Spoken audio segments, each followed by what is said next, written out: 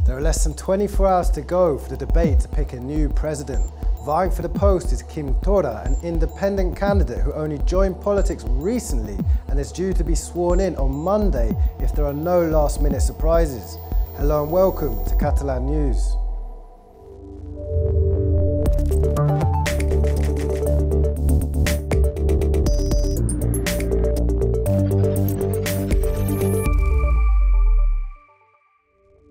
After being nominated by Carles Puigdemont yesterday evening, Quim Torra is on course to become the 131st president of Catalonia. The Spanish authorities haven't voiced any objections to his bid, having already blocked 3 other presidential candidates from being sworn in. Yet Torra hasn't been spared criticism from the non-pro-independence parties. The likely future head of the Catalan government had his first interview today since being chosen as candidate. In our show, we'll hear what Torra had to say. We'll also learn a little bit more about him, unknown to the international public until now, but now a key figure in Catalan politics. Carles Puigdemont, Jordi Turull and Jordi Sanchez have all had their presidential bids blocked by the Spanish authorities, but Quim Torra's hopes to be appointed are much higher, as he will only have to convince a chamber with a pro-independence majority and not the judicial system that he is a suitable candidate. It's been almost 5 months since the last Catalan election and 6.5 since Catalonia was stripped of its self-government by the Spanish authorities. This situation, though, is set to dramatically change shortly. This parliament will be filled with MPs tomorrow and on Monday to swear in a new Catalan president.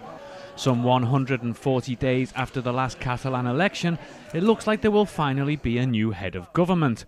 The Catalan Chamber Speaker today called the debate to pick Quim Torra for the post tomorrow at noon. He's unlikely to get an absolute majority, so a second round of voting is expected for Monday, when a simple majority will be enough. If the far-left coup party keeps to the stance it's been defending for months and chooses to abstain, Torra will be sworn in as Catalonia's 131st president on Monday. If his bid is successful, it will come just 8 days before the deadline, although that is much more than Puigdemont's investiture in January 2016, which came at the 11th hour, only 3 hours before the limit. What looks certain is that neither the Spanish government nor judiciary will oppose the bid. Today, Rajoy's cabinet spokesman made no objection to Torra, but warned him that his future executive must act within the law. He also made another request to the future president. Pero nos gustaría que fuera, como he dicho antes, el presidente de todos los catalanes. Torra drew criticism from the Catalan unionist parties, which accused him of being too much of an independent hardliner. They also asked him to apologise for some tweets he made years ago criticising Spaniards. In fact, today, in his first interview since his nomination, Torra expressed regret over his comments, but also disclosed one of his future intentions. Jo en el meu discurs no només em plantejo demanar al senyor Rajoy que ens veiem quan vulgui, sinó també el senyor Juncker, que va fer unes declaracions molt interessants també sobre el diàleg, al qual també li proposaré que el dia que vulgui i on vulgui doncs, puguem parlar-ne. Els he dit abans, diàleg és una de les paraules que més se sentiran en el discurs de demà. The president-to-be also revealed what his first task would be after forming a government, opening an investigation into the consequences of half a year under direct rule from Spain. He was the man of the day today, but hasn't been a household name in Catalan politics until now. Quim Torra's career in institutional politics only started when he was elected as MP last December, and it was not until some 10 years ago that this 55-year-old decided to give up his 2-decade-long career in insurance to start a new path in culture and pro-independence civic activism. This has led him to be the first candidate for president who is not a member of a specific political party, only the Junts per Catalunya ticket. Lawyer, editor and writer Quim Torra was 11th on Junts per Catalunya's candidate list for Barcelona. When he accepted Carles Puigdemont's offer to join his ticket, he probably didn't expect that he would be called to become the next Catalan president in one of the most critical times in the country for decades. Torra is strongly in favor of a Catalan republic and one of Puigdemont's closest allies. He was one of the first to visit him in prison in Germany and insisted for months that he had to be reinstated, until Puigdemont offered that he be his successor. Sources in his group describe him as having a hard-hitting way of talking, exactly what they think they need right now. Ens volen muts, silenciats, ens volen atemorits, espantats, fins i tot ens volen a la presó i a l'exili. A partir d'ara parlarem nosaltres i parlarem sense descans. I amb nosaltres parlaran lliurement més de 2 milions de catalans que avui diuen el mateix. Ja n'hi ha prou. Strongly pro-independence, he would ideologically fall within the scope of the Christian Democrat tradition, and one of his more admired political leaders is Catholic Manuel Carrasco Formiguera, who shouted, "Long live independent Catalonia," before being executed by fascist forces during the Spanish Civil War. A passionate lover of history, he had a publishing house specialized in journalism from the 20s and 30s. And before becoming an MP, Torra had already been an activist for a long time. He headed Òmnium Cultural, the pro-independence cultural organization whose current president, Jordi Cuixart, has been in jail for 7 months now. He's well considered amongst all pro-independence groups. Esquerra even tried to get him on board years ago, and he is on good terms with the far-left CUP party. His critics think that he is too much of a hardliner and have accused him of being sectarian. A curious detail? Torra and Puigdemont were born only one day apart, December 28th and 29th, 1962, Torra being the oldest. As with his predecessor before him, the task in front of him is huge. Torra's time in office is likely to shape the future of Catalonia's support for independence. For the last 5 years, those in favour of an independent Catalan Republic and those against have been more or less neck and neck. Support for both blocs has been oscillating between around 40 and 50% for years. Today, a survey released by the public-run Catalan Centre for Opinion Studies showed that support for independence has gone up to 48%, while unionist support decreased to 43%. This is a relevant change compared to February, when people in favour of a Catalan Republic were at 40%, while the ones for remaining in Spain were almost 54%. The survey also shows that pro-independence parties will keep their majority in the chamber if there were to be another election, with 70 to 75 seats out of 135.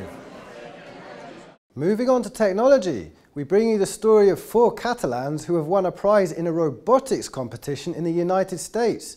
Their project involving wheelchair use has been awarded for its innovation, but what is more striking is the age of this team of budding tech heads. Would you be able to design and build your own robot? And would you have the ability to pilot it well enough to move these rings from one side to another? For these 4 students from the Catalan town of Girona, the answer is yes. No older than 13, their names are Núria, Marc, Àngel and Laia, but you can call them the Wildcats. They recently traveled to the United States to participate in a major robotics competition, along with more than 1,000 teams from all around the world. Each year, participants are presented with an engineering challenge in the form of a game and are expected to build innovative robot solutions from scratch. For the Wildcats, it was a great experience, and they even received the prize for the project they presented, a wheelchair that uses robotics to improve people's autonomy. El nostre projecte consisteix en una cadira capaç d'aixecar les persones i així facilitar la seva vida. I bueno, que conjuntament amb la cadira ve un braçalet que és capaç d'avisar, obrir portes, pagar i és capaç de fer moltes opcions més. The team worked together during an extracurricular course put on by Innovat Educació, a Catalan organization offering educational activities focused on technology. They provided the mentoring, but part of the learning process was for the students to figure out the solutions themselves. O sigui, la feina de l'entrenador de robòtica és de fer de guia, no podem interferir amb el robot i bàsicament és indicar-los que van pel bon camí, animar-los, quan s'encallen donar-los opcions perquè trobin les seves solucions.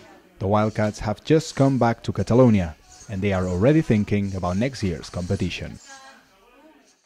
As robots become more and more advanced, some people have increasingly got the feeling that machines will end up making humans useless.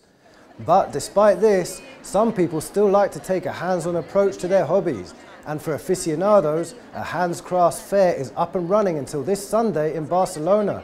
The Handmade Festival hosts some stalls with people doing all kinds of different crafts. Any material is good for it: fabric, wool, wood, stamps, ink, and much more. These trendy activities are becoming more fashionable even in these modern times where technology is everywhere. One of the participants at the festival even said that sewing is the new yoga. Also talking about crafts, if you need some new clothes or just fancy expanding your wardrobe, we have just the thing for you. The biannual Rec Festival in Igualada is underway once again, and it has a lot more than just fashion on offer. Fashion, food, music, just in time for the summer to enjoy the warm weather, even to get out of the city. It's called Rec, held in the town of Igualada, less than an hour from Barcelona.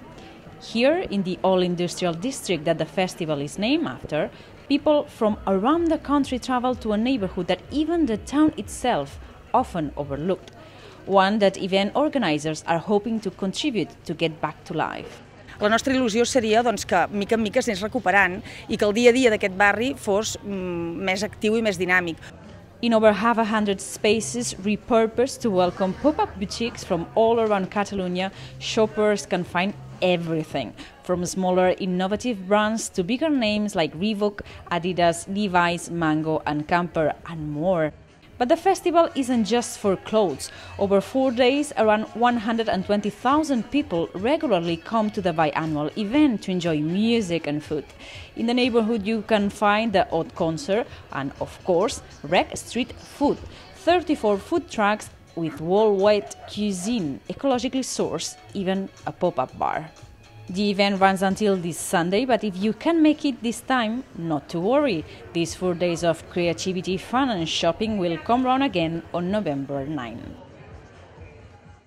And for all fans of the circus out there, we've got another interesting proposal for you taking place in the southern Catalan town of Reus, about an hour-and-a-half drive away from Barcelona. With acrobats, balancing acts and much more, Reus has been converted into a hub of circus activity. Its streets and theatres are filled with shows and performances by local and international production companies. The Trapezi Circus Fair has, in the words of organisers, turned the town into a circus ring. Expectations are high at the box office, but if you fancy popping down and taking in some of the many spectacles on offer, be quick. The festival runs until this Sunday. And with this, we come to the end of today's show. Keeping with tradition, we leave you with some images we hope you'll enjoy. In preparation for the coming Mediterranean Games, a group of children sang its official tune today in Tarragona, where the event will be held in 1 month. Check it out. We'll be back tomorrow to bring you the latest on the investiture debate to swear in a new Catalan president. Watch this space. Wow.